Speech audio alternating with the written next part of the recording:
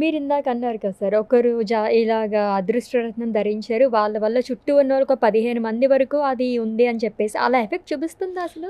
ఇది ఎట్లా ఉంటదంటే సేమ్ జాగ్రత్తగా వినండి. మీరు మీకు సంబంధం లేకపోయినప్పటికీ ఒక సెంటు షాప్‌లోకెళ్లారనుకోండి. హ్మ్.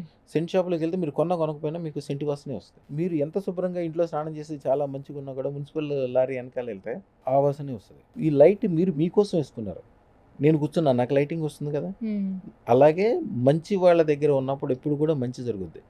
ఒక కుండ నిండా పాలు మంచియి మీరు సంపాదించి తీసుకున్నప్పటికీ ఎవరైనా ఒక చెడ్డవాడు అంటే ఒక ఉప్పు కణిక తీసుకొచ్చి దాంట్లో ఏస్తే ఆ పాలు మొత్తం పగిలిపోతాయి. అదే కొద్దిగా మంచిగా పంచదారేసి, మంచిగా షర్బతు చేస్తే అదే అమృతంలాగా అయిపోతది. ఎప్పుడు కూడా మంచి వాళ్ళ మధ్యలో ఉండాలి. ఆటోమేటిక్‌గా మీకు కూడా మంచి జరుగుతది.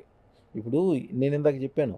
100 కో 100 టాప్ 100 అందరూ కూడా 2 జాతుల్లోనే ఉన్నారు. ఎందుకున్నారు? వాళ్ళ సత్సంగ్. వాళ్ళు దాని గురించే ఆలోచిస్తారు. దాని గురించే చేస్తారు. గురువుగారు రమణయోగి లాల్‌జీనా అయ్యా దేవుడు. ఫోటోలు పెట్టుకుంటారు. చేసుకుంటారు.